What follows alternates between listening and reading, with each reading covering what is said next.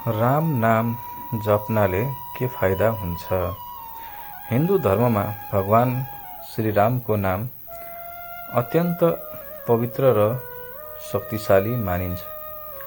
राम नाम केवल एउटा शब्द मात्र होइन, यो श्रद्धा, विश्वास, प्रेम र धर्मको प्रतीक हो। शास्त्रहरूमा भनिएको छ कि साँचो मनले राम नाम जप्ने मानिसको जीवनमा सकारात्मक परिवर्तन आउन सक्छ।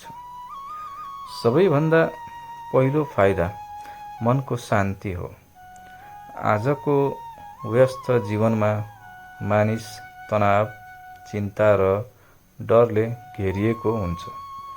यस्तो अवस्थामा श्रद्धापूर्वक श्रीराम नाम जप गर्दा मन स्थिर हुँदै जान्छ र मानसिक शान्ति अनुभव गर्न सकिन्छ।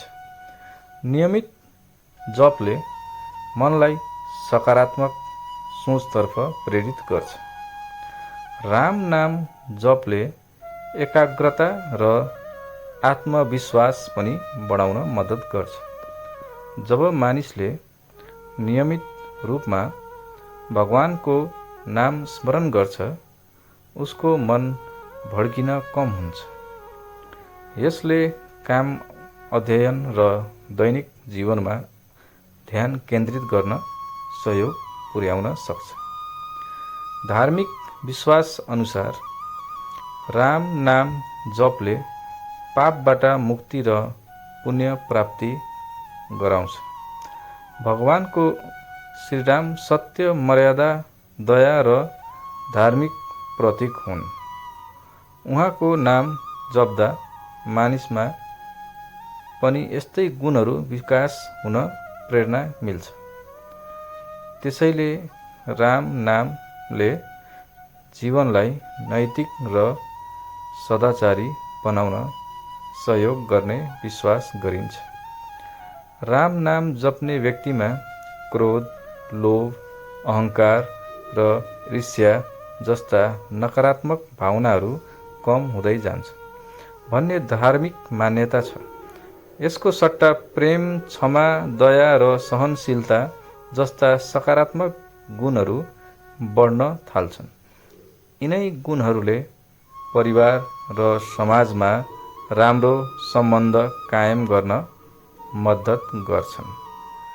हिन्दू धर्मग्रन्थहरूमा अन्तिम समयमा पनि राम नाम स्मरण गर्नु अत्यन्त शुभ मानिएको छ।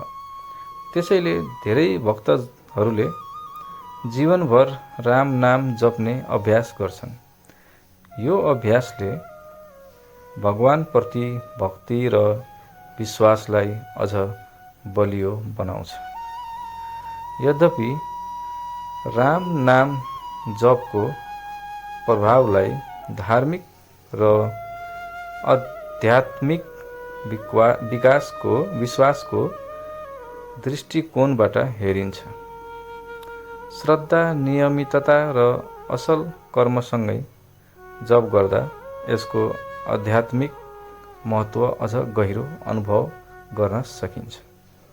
अन्त्यमा राम नाम केवल उच्चारण गर्ने शब्द होइन, यो जीवनलाई सत्य, धर्म, प्रेम र मर्यादाको मार्गमा अघि बढाउने प्रेरणा हो।